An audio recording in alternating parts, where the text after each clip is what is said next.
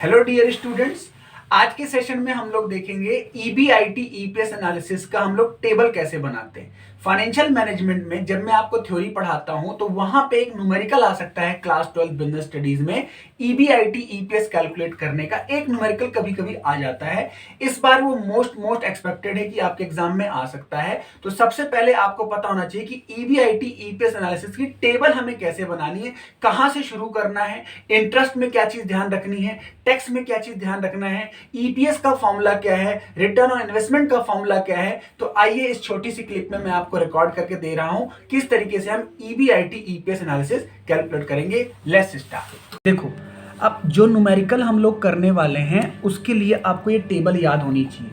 ये न्यूमेरिकल की table rarely ही पूछता है, लेकिन फिर भी आपको पता होना चाहिए। तो कैसे सॉल्व करते हैं, देखो, अगर हमारे पास क्वेश्चन ईबीआईटी या कोई कैलकुलेशन का आएगा तो ये टेबल कैसे चलती है, देखो ध्यान से। सबसे पहले हम सेल लेते हैं। सेल की वैल्यू कैसे निकलेगी, या तो डायरेक्टली अमाउंट दिया होगा या फिर जितनी यूनिट आपने बेची इनटू उसका जो क्या होगा, रेट होगा। ठीक है, पर यूनिट कॉस्ट होगी। 10,000 यूनिट बेची और इनटू उसका प्राइस, तो सेल आ जाएगा। माइनस करेंगे उसमें वेरिएबल कॉस्ट। क्या करेंगे, वेरिएबल कॉस्ट। ये भी कैसे निकलती है, जितनी यूनिट आपने बेची into variable cost per unit जो कॉस्ट होगी। इसमें से माइनस करते हैं तो क्या जाती है वैल्यू, उसे बोलते हैं कॉन्ट्रीब्यूशन।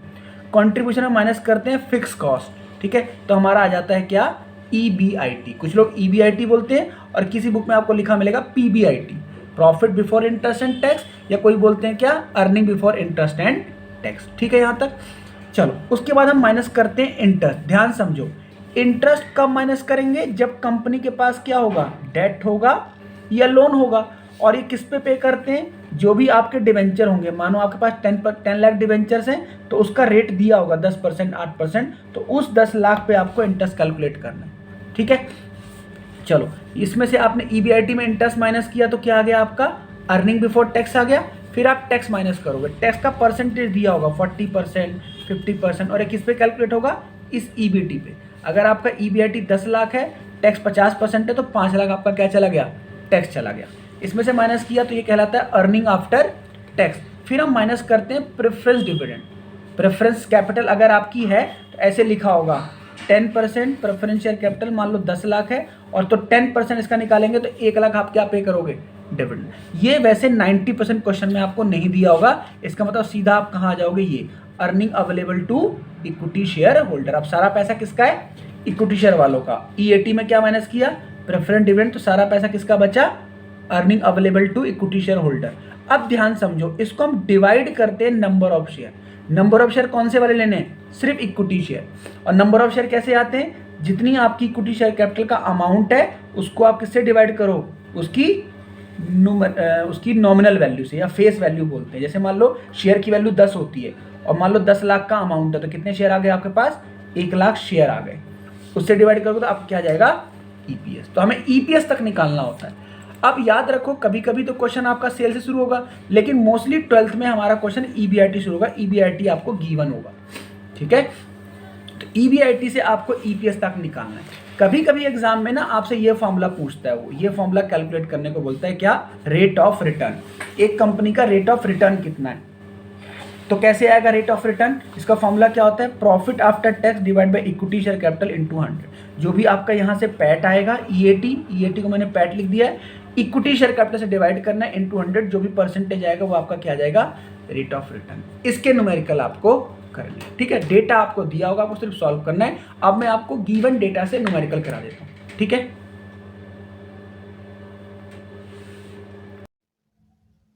Trading on equity. देखो हमारे पास क्या कॉन्सेप्ट है, पहले हम समझते हैं ट्रेडिंग ऑन इक्विटी का मतलब क्या होता है। ट्रेडिंग ऑन इक्विटी का मतलब है हमारे पास कैपिटल स्ट्रक्चर में कितने एलिमेंट्स होते हैं, डेट और इक्विटी। बेसिकली 2 एलिमेंट होते हैं। तो हम अब ये कोशिश कर रहे हैं कि हम कौन से कैपिटल स्ट्रक्चर में कितना मैक्सिमम बैलेंस, मिनिमम बैलेंस रखें, ताकि हमारा अर्निंग पर शेयर यानी इक्विटी शेयर होल्डर वालों को पैसा ज्यादा से ज्यादा मिले। इसे बोलते हैं ट्रेडिंग ऑन इक्विटी। दोबारा समझाते हैं, ट्रेडिंग ऑन इक्विटी का मतलब है कितना डेट कितना इक्विटी का प्रपोर्शन रखा जाए कि अल्टीमेटली शेयर होल्डर्स को ज्यादा रिटर्न मिले। शेयर होल्डर मतलब मालिक को। तो हम ऑप्टिमम बैलेंस की तलाश कर रहे हैं जहां हमें ज्यादा रिटर्न मिले। इसके न्यूमेरिकल्स भी एग्जाम में आ सकते हैं। तो मैंने एक न्यूमेरिकल बनाया, इसके दो टाइप के न्यूमेरिकल हम करेंगे, एक फेवरेबल लीवरेज और एक अनफेवरेबल लीवरेज। पहला है हमारे पास फेवरेबल लीवरेज, इसका एग्जाम्पल टेबल से समझते हैं। देखो एक कंपनी एक्स है, एक कंपनी वाई है। कंपनी एक्स की शेयर कैपिटल में देखो कैसा है, शेयर का मतलब क्या है, इक्विटी शेयर, ठीक है। कंपनी एक्स में इक्विटी शेयर कितना है बोलो, 10 लाख, और लोन कितना है, नहीं है, लोन इसमें नहीं है, यानी कंपनी सारा पैसा कहां से उठाया है, इक्विटी शेयर से। कंपनी वाई ने शेयर कैपिटल 4 लाख से उठाया है और लोन से कितना उठाया है, 6 लाख, यानी इसकी में दोनों ऑप्टिमम बैलेंस है, दोनों ऑप्टिमम बैलेंस। टोटल कैपिटल कितनी होगी एक्स की भी 10 लाख, वाई की भी 10 लाख। फर्क क्या है, बस लोन नहीं लिया, नहीं, फर्क ये है उसका रेशियो। कंपनी एक सारी इक्विटी से पैसे ले रखा है और कंपनी वाई ने थोड़ा इक्विटी थोड़ा डेट। तो हम ये जानना चाह रहे हैं किसमें शेयर होल्डर का फायदा होता है अल्टीमेटली, इसमें न्यूमेरिकल समझ में आ जाएगा हमें। फिर है हमारे पास profit before interest and tax, इसे बोलते हैं पीबीआईटी या EBIT, earning before interest and tax भी कह सकते हैं, राइट। तो देखो कितना दिया हुआ है, 3 लाख 3 लाख। ये 3 लाख या तो दिया होगा न्यूमेरिकल में सीधा, या ऐसे दिया होगा परसेंटेज। परसेंटेज क्या लिखा है, 30% मैंने क्वेश्चन में लिखा है। 30% किस में निकलेगा, कैपिटल एम्प्लॉयड का, कैपिटल एम्प्लॉयड। टोटल एम्प्लॉयड कितनी है, 10 लाख, चाहे कंपनी एक्स या कंपनी वाई, कितना है, 10 लाख। देखो 10 लाख 10 लाख दोनों में है, तो हम क्या करना चाह रहे हैं, 30% निकालेंगे, 10 लाख कितना आएगा, 3 लाख। तो दोनों का ईबीआईटी सेम रहेगा, पूछो क्यों, क्योंकि दोनों की टोटल कैपिटल तो सेम है ना, राइट। आ जाओ, ये हमारे पास ईबीआईटी हो गया या प्रॉफिट बिफोर टैक्स बोलो। फिर हम पहले पे करते हैं बच्चों इंटरेस्ट, क्या पे करते हैं, इंटरेस्ट। अब बताओ कंपनी एक्स के पास लोन है क्या, है ही नहीं, तो लोन पे करेगी क्या, नहीं, तो उसको नील है। कंपनी वाई में कितना लोन है बोलो, 6 लाख, इंटरेस्ट रेट कितना है 15%, तो कितना पे करेगा वो, 90,000। क्लियर, माइनस किया तो क्या आ गया, इसे बोलते हैं प्रॉफिट बिफोर टैक्स। उसका 3 लाख सेम, उसका 2,10,000। फिर हम क्या पे करेंगे बोलो, टैक्स। टैक्स कैसे, 50% दिया हो तो किससे पे करेंगे, प्रॉफिट पे, जब ऊपर प्रॉफिट आया। उसका प्रॉफिट कितना है, 3 लाख का 50% कितना हो गया, आधा, 1,50,000। उसका 210 था, उसका आधा 105। कोई प्रॉब्लम। अब आ गया profit after tax. Profit after tax समझ में आ गया बोलो, प्रॉफिट आफ्टर टैक्स समझ में आ गया। अब इसको बच्चों एक फॉर्मूला देखो यहाँ पे, return on capital employed. Formula क्या है, रिटर्न ऑन कैपिटल एम्प्लॉयड। इसका फॉर्मूला है profit after tax divide by share capital into 100। ये हमारे पास फॉर्मूला है। तो कंपनी एक्स का निकालते हैं रिटर्न ऑन शेयर कैपिटल।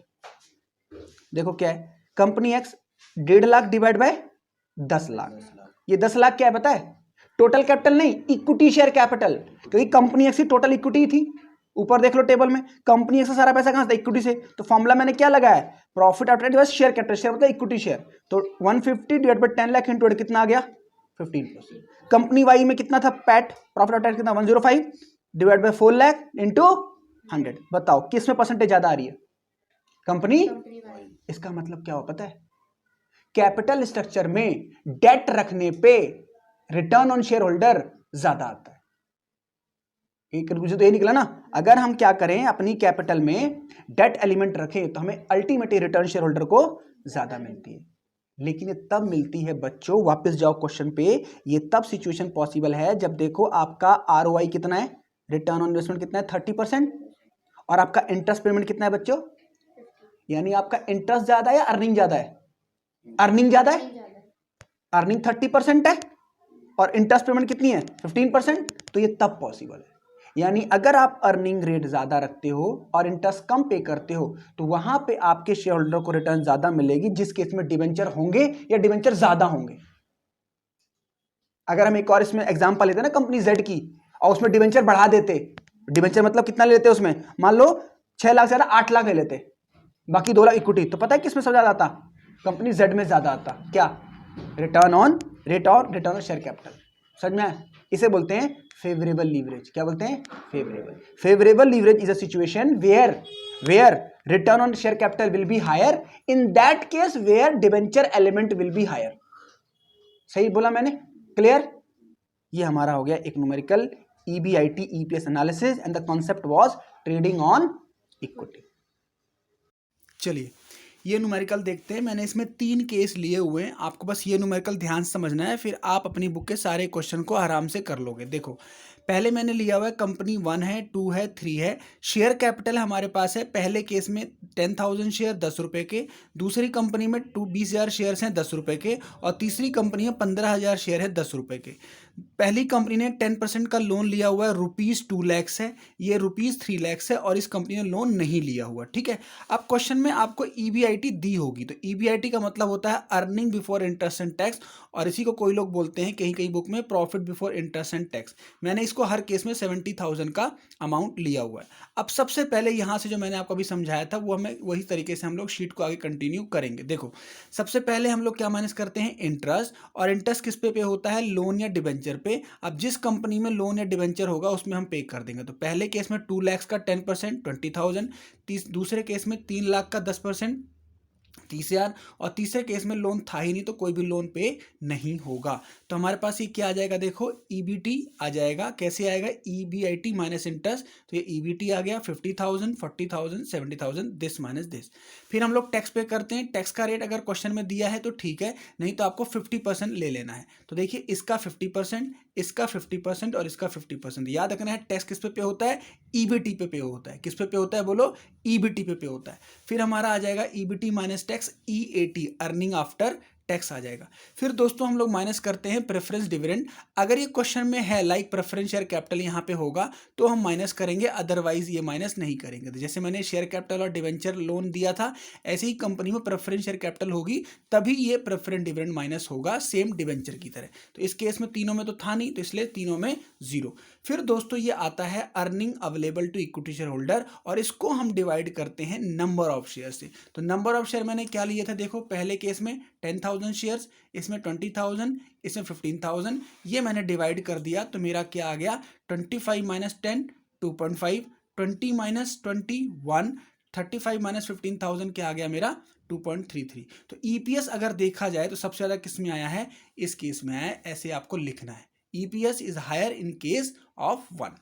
अब दोस्तों एक फॉर्मूला ध्यान रखो, ROI रिटर्न ऑन इन्वेस्टमेंट, इसका फॉर्मूला होता है EBIT अपॉन कैपिटल एम्प्लॉयड।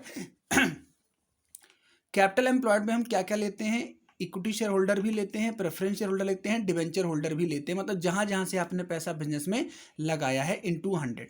तो अगर मैं पहले कंपनी की बात करूं तो इनका EBIT 70 था और इनकी टोटल कैपिटल एम्प्लॉयड 3 लाख है, जिसमें इक्विटी प्लस डिवेंचर और लोन दोनों जुड़े हुए हैं, इनटू 100 तो इतना आया। दूसरे केस में this divide by this into 100, तीसरे केस में दिस डिवाइड बाय दिस, तीनों का मैंने क्या निकाल लिया, ROI।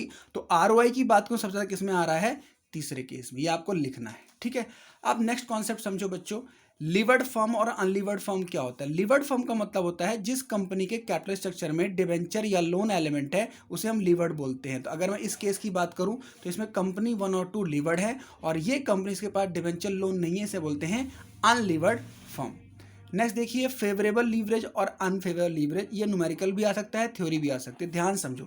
फेवरेबल लीवरेज का मतलब होता है जो आपका ROI है वो ज़्यादा है आपके रेट ऑफ इंटरेस्ट से। यानी अगर मैं बात करूं तो इस केस में हमारे पास 10% का इंटरेस्ट है और इस केस में ROI क्या है, तीनों कंपनी में ज़्यादा है, तो ये तीनों कंपनी में कौन से केस हैं, फेवरेबल लीवरेज। अगर इसका उल्टा हो जाए, आपका ROI कम हो, इंटरेस्ट आप ज़्यादा पे करें, तो ये आ जाएगा अनफेवरेबल लीवरेज। और अनफेवरेबल लीवरेज में आपका EPS तब कम होता है जब आप डिवेंचर या ज़्यादा डिवेंचर रखते हो। फेवरेबल लीवरेज बच्चों, जितना ज़्यादा आप डिवेंचर एलिमेंट रखते हो आपका EPS ज़्यादा आता है, क्योंकि आपका इंटरेस्ट ऑलरेडी कम है। तो ये थ्योरी आपको रखनी है। तो ये एक छोटा सा न्यूमेरिकल मैंने करा दिया है आपको, इससे सारे कॉन्सेप्ट आई होप आपको क्लियर हो गए होंगे। स्टिल कोई डाउट आता है तो you can WhatsApp me and you can ask me doubt. Thank you so much.